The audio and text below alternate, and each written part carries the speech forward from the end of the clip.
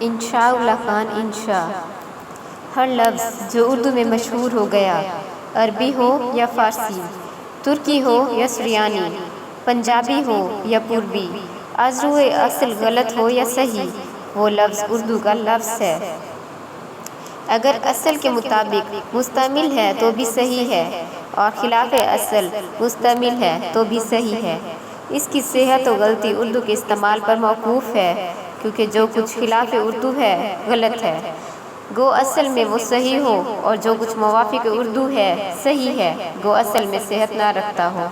انشاء اللہ خان انشاء انشاء اردو کے دوسرے شاعروں کی طرح محض ایک شاعر نہیں، بلکہ اردو زبان کے ارتقائی سفر میں ایک سنگ میل کی حیثیت رکھتے ہیں۔ ان کو قدرت نے ایسی صلاحیتوں سے نوازا تھا کہ بدقسمتی سے وہ ان کو سنبھال نہیں سکے۔ محمد حسین آزاد نے ان کو اردو کا امیر خسرو کہا، جبکہ ان کے بارے میں بیتاب کا یہ قول بھی مشہور ہے کہ انشاء کے فضل و کمال کو ان کی شاعری نے کھویا، اور ان کی شاعری کو سعادت علی خان کی مصاحبت نے ڈبویا۔ اس میں شک نہیں کہ انشاء اپنے مزاج کی سماویت اور غیر سنجیدگی کی بنا پر صلاحیتوں کو پوری طرح بروئے کار نہیں لا سکے۔ اس کے باوجود شاعری کے حوالہ سے کم اور زبان کے حوالہ سے زیادہ انہوں نے زبان و ادب کی جو خدمت انجام دی، اس کی کوئی مثال اردو میں نہیں ملتی۔ شاعری میں طرح طرح کے لسانی تجربات کے ساتھ ان کا سب سے بڑا کارنامہ کسی ہندوستانی کی لکھی ہوئی اردو گرامر کی اولین کتاب دریائے لطافت ہے، جو قواعد کی عام کتابوں کی طرح خشک اور بے مزہ نہ ہو کر کسی ناول کی طرح پر لطف ہے، جس میں مختلف کردار اپنی اپنی بولیاں بولتے سنائی دیتے ہیں۔ ان کی دوسری اہم کتاب رانی کیرتی کی کہانی ہے، جس میں عربی فارسی کا ایک بھی لفظ استعمال نہیں ہوا ہے۔ اگر انشاء کے ادبی رویہ کو ایک جملہ میں بیان کرنا ہو تو کہا جا سکتا ہے کہ انشاء کسی بھی روایت یا عصری روش کا اتباع اپنے لیے حرام سمجھتے تھے، اور ہمیشہ کچھ ایسا کرنے کی دھن میں رہتے تھے جو پہلے کبھی کسی نے نہ کیا ہو۔ انہوں نے اردو میں سلک گوہر لکھی، جس میں ایک بھی نقطہ نہیں ہے۔ انہوں نے ایسا قصیدہ لکھا جس میں پورے کے پورے مصرعے عربی، فارسی، ترکی، پشتو، پنجابی، انگریزی، فرانسیسی، پوربی اور اس زمانہ کی تمام قابل ذکر زبانوں میں ہیں۔ ایسی سنگلاخ زمینوں میں غزلیں لکھیں کہ حریف منہ چھپاتے پھرے، ایسے شعر کہے جن کو معنی کے اختلاف کے بغیر اردو کے علاوہ محض نقطوں کی تبدیلی کے بعد عربی، فارسی اور ہندی میں پڑھا جا سکتا ہے، یا ایسے شعر جن کا ایک مصرع غیر منقوط اور دوسرے مصرعے کے تمام الفاظ منقوط ہیں۔ اپنے اشعار میں صنعتوں کے انبار لگا دینا انشاء کے بائیں ہاتھ کا کھیل تھا۔ اگر کوئی انشاء سے دل میں اتر جانے والے شعر سننا چاہتا ہے تو اسے جان لینا چاہیے کہ یہ دربار مختلف ہے۔ یہاں ریوڑیوں اور موتی چور کے لڈوؤں کا نہیں، تیز مرچ والی 12 مسالہ کی چاٹ کا پرساد تقسیم ہوتا ہے، لیکن کبھی کبھی منہ کا مزہ بدلنے کے لیے۔ نہ چھیڑ اے نکہت باد بہاری راہ لگ اپنی، تجھے اٹکھیلیاں سوجھی ہیں ہم بیزار بیٹھے ہیں، اور نزاکت اس گلرانہ کی کیا کہوں انشاء، نسیم صبح جو چھو جائے رنگ ہو میلا، جیسے اشعار بھی مل جاتے ہیں۔ انشاء 1752 کو مرشد آباد میں پیدا ہوئے۔ یہ وہ وقت تھا جب بہت سے شاعروں کی روحیں زوال پذیر سلطنت دہلی سے دل برداشتہ ہو کر مرشد آباد یا عظیم آباد میں جسد خاکی اختیار کرتی تھیں۔ یہ خاندان نجف اشرف سے اور بعض دوسری روایات کے مطابق سمرقند سے ہجرت کر کے دہلی میں آباد ہوا تھا، اور طبابت میں اپنی غیر معمولی صلاحیت کی بنا پر دربار شاہی سے منسلک تھا۔ انشاء کے والد سید ماشاء اللہ دہلی کی زبوں حالی کو دیکھتے ہوئے مرشد آباد چلے گئے تھے، جہاں ان کی خوب قدر و منزلت ہوئی، لیکن جب بنگال کے حالات بھی خراب ہوئے تو شجاع الدولہ کے پاس فیض آباد چلے گئے۔ انشاء اپنی کم عمری کے باوجود شجاع الدولہ کے مصاحبوں میں شامل ہو گئے تھے۔ شجاع الدولہ کی وفات کے بعد وہ نجف خان کے لشکر میں شامل ہو کر بندیل کھنڈ میں جاٹوں کے خلاف مہم میں شریک رہے۔ اس مہم کے خاتمہ کے بعد وہ نجف خان کے ساتھ دہلی آ گئے۔ اجڑی پجڑی دہلی میں شاہ عالم از دلی تا پالم کی مختصر سی بذات بچھائے بیٹھے تھے۔ انشاء کے والد نے بیٹے کی تعلیم و تربیت پر خوب توجہ دی تھی، اور بے پناہ ذہانت اور علم و فضل کے حوالہ سے دہلی میں انشاء کو کوئی ثانی نہیں تھا۔ وہ ہفتہ زبان اور مختلف علوم و فنون سے واقف تھے۔ قلعہ سے اپنے خاندان کے قدیم روابط کی بدولت انشاء کو دربار تک رسائی ملی، اور وہ اپنی تراری اور بھانٹ پن کی حد تک پہنچی ہوئی مسخرگی کی بدولت شاہ عالم کی آنکھ کا تارا بن گئے کہ ان کے بغیر بادشاہ کو چین نہیں آتا تھا۔ اسے قسمت کی ستم ظریفی ہی کہیں گے کہ انشا جیسے ذہین اور باصلاحیت شخص کو اپنے علم و فضل کا اکبر جیسا قدردان نہیں ملا، جو ابو الفضل اور فیضی کی طرح ان کی اصل صلاحیتوں کی قدر کرتا۔ ان کو اپنی بقا کے لیے ایک مسخرے مصاحب کا کردار ادا کرنا پڑا، جس نے بعد میں ضرورت کی جگہ عادت کی شکل اختیار کر لی۔ جب انشا دہلی پہنچے، بڑے بڑے شاعر سودا، میر، جرأت، سوز وغیرہ دہلی کو چھوڑ کر عیش و نشاط کے نودریاب جزیرے لکھنؤ کا رخ کر چکے تھے۔ یہ لوگ انشا کو نووارد لونڈا سمجھتے تھے اور انہیں خاطر میں نہیں لاتے تھے۔ ایسے میں لازم تھا کہ انشا ان کو ان کے اوقات بتائیں، اور یہیں سے انشا کی ادبی مارکہ آرائیوں کا وہ سلسلہ شروع ہوا کہ انشا کو اپنے سامنے سر اٹھانے والے کسی بھی شخص کو دو چار زوردار پٹخنیاں دیے بغیر چین نہیں آتا تھا۔ دہلی میں انشا کا پہلا مارکہ مرزا عظیم بیگ سے ہوا۔ ان کی علمی لیاقت بہت معمولی تھی، سودا کے شاگرد ہونے کے مدعی اور خود صاحب کا ہم مرتبہ سمجھتے تھے۔ انشا کی روش عام سے ہٹی ہوئی شاعری کے نکتہ چینوں میں یہ پیش تھے اور اپنے مقطعوں میں سودا پر چوٹیں کرتے تھے۔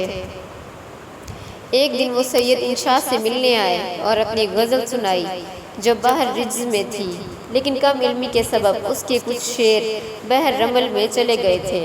انشا بھی موجود تھے۔ انہوں نے طے کیا کہ حضرت کو مزہ چکھانا چاہیے۔ غزل کی بہت تعریف کی، مقرر پڑھوایا اور اصرار کیا کہ اس غزل کو مشاعرہ میں ضرور پڑھیں۔ عظیم بیگ ان کے پھندے میں آ گئے، اور جب انہوں نے مشاعرہ میں غزل پڑھی تو انشا نے بھرے مشاعرہ میں ان سے غزل کی تقطیع کی فرمائش کر دی۔ مشاعرہ میں سب کو سانپ سونگھ گیا۔ انشا یہی نہیں رکے بلکہ دوسروں کی عبرت کے لیے ایک مخوض بھی سنا دیا۔ گر تو مشاعرہ میں صبا آج کل چلے، کہیو عظیم سے کہ ذرا وہ سنبھل چلے، اتنا بھی اپنی حد سے نہ باہر نکل چلے، پڑھنے کو شب جو یار غزل در غزل چلے، بحر رجز میں ڈال کے بحر رمل چلے۔ عظیم بیگ اپنے زخم چاٹتے ہوئے مشاعرہ سے رخصت ہوئے۔ اپنی جھیپ مٹانے کے لیے جوابی مخمص لکھا جس میں انشا کو جی بھر کے برا بھلا کہا اور دعویٰ کیا کہ بحر کی تبدیلی نادانستہ نہیں تھی بلکہ شعوری تھی، جس کا رمز ان کے مطابق کل کے چھوکرے نہیں سمجھ سکتے۔ موزونی و معنی میں پایا نہ تم نے فرق، تبدیل بحر سے ہوئے بحر خوشی میں غرق، روشن ہے مثل مہر یہ از غرب دا باشرق، شاہ زور اپنے زور میں گرتا ہے مثل برق، وہ طفل کیا گرے گا جو گھٹنوں کے بل چلے۔ آخری مصرع ماقبل کے مصرع میں تحریف کے ساتھ شعر گرتے ہیں شاہ سوار ہی میدان جنگ میں، وہ طفل کیا گرے گا جو گھٹنوں کے بل چلے کی شکل میں مشہور ہو گیا۔ اس کے بعد جنگ کی صفیں آراستہ ہو گئیں۔ انشا کے کہنے پر بادشاہ نے مشاعرہ میں اپنی غزل بھیجنا بند کر دی۔ اگلی بار جب مشاعرہ ہوا وہ ایک خطرناک مارکہ تھا۔ آزاد کے بقول حریفوں نے تیغ و تفنگ اور اسلحہ جنگ سنبھالے تھے، بھائی بندھو اور دوستوں کو ساتھ لیا تھا اور بزرگان دین کی نیازیں مانگ مانگ کر مشاعرہ میں گئے تھے۔ انشا مخالفوں کو بھڑکانے کے لیے اکثر فخریہ اشعار کہتے، مخالفوں کے کلام کو اپنے کلام کے سامنے ایسا گردانتے جیسے کلام الہی کے سامنے مسلمہ کذاب کی الفیل مالفیل۔ اگلے مشاعرہ میں بھی وہ اپنی فخریہ غزل ایک طفل دبستاں ہے فلا تو میرے آگے، کیا منہ ہے ارسطو جو کرے چوں میرے آگے لے کر گئے۔ اس مارکہ میں جیت انشا کی ضرور ہوئی لیکن ان کی مخالفت بہت بڑھ گئی۔ اس زمانے میں ان کے قریبی دوستوں میں سعادت یار خان رنگین شامل تھے جنہوں نے آخری وقت تک دوستی نبھائی۔ دہلی کے حالات بد سے بدتر ہوتے جا رہے تھے۔ شہر میں لوٹ مار کا دورہ تھا، دربار سے بھی ان کا دل چاٹ ہو گیا۔ لکھنؤ میں حاتم ثانی، آصف الدولہ کی سخاوت کی دھوم تھی۔ قسمت آزمائی کے لیے انہوں نے لکھنؤ کی راہ لی۔ آتے ہی وہاں کے مشاعروں میں دھوم مچائی۔ کچھ دیر فیض آباد کے اپنے کرم فرما الماس خان کے پاس رہے، پھر شاہ عالم کے بیٹے سلیمان شکوہ کے ملازم ہو گئے۔ سلیمان شکوہ انشا سے اصلاح لینے گئے۔ مصطفی پہلے سے لکھنؤ میں موجود تھے لیکن امراء تک ان کی رسائی نہیں تھی۔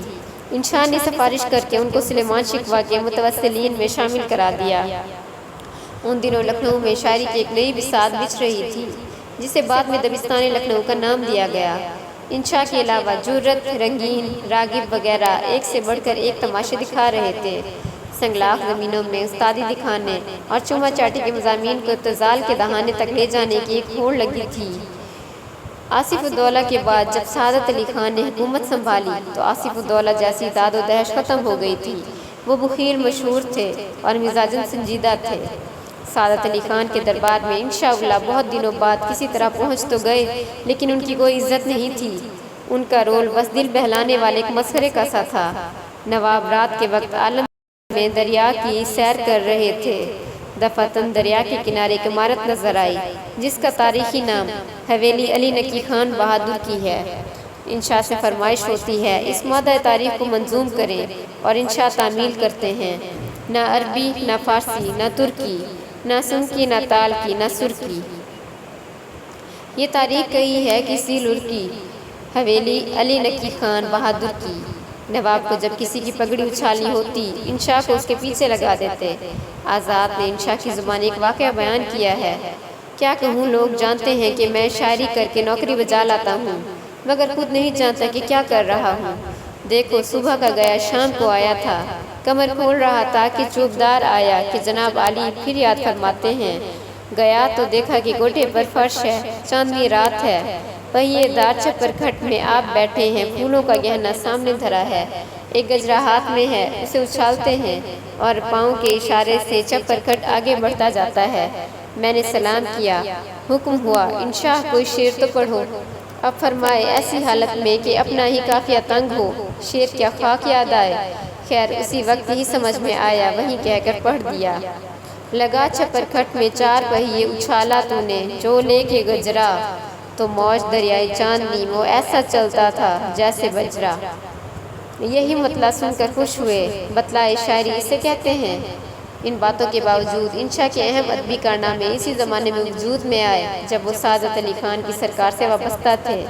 دریائے لطافت کی تجویز نواب نے ہی پیش کی تھی۔ انشا کی آخری عمر بڑی بے کسی میں گزری۔ ہنسی ہنسی میں کہی گئی انشا کی کچھ باتوں سے نواب کے دل میں گرہ پڑ گئی اور وہ ماتوب ہو گئے، اور زندگی کے باقی دن مفلسی، قسم پرسی اور بے چاگی میں گزارے۔ انشا کی شاعری مسلسل تجربات سے عبارت ہے، اس لیے اس میں کوئی مخصوص رنگ ابھر کر سامنے نہیں آتا۔ ان کی تمام شاعری میں جو صفت مشترک ہے وہ یہ کہ ان کا کلام متوجہ اور محسوس کرتا ہے۔ ان کی شاعری کی اہمیت تاریخی اور لسانی ہے۔ عربی، فارسی کا ایک بھی لفظ استعمال کیے بغیر ایک داستان لکھ کر انہوں نے اس دعوے کی عملی تردید کر دی کہ اردو کھڑی بولی میں عربی فارسی کے الفاظ کی آمیزش سے پیدا ہونے والی زبان ہے۔ دوسرے الفاظ میں وہ اردو کے پہلے ادیب ہیں جس نے اردو کی خود مختاری کا اعلان کیا۔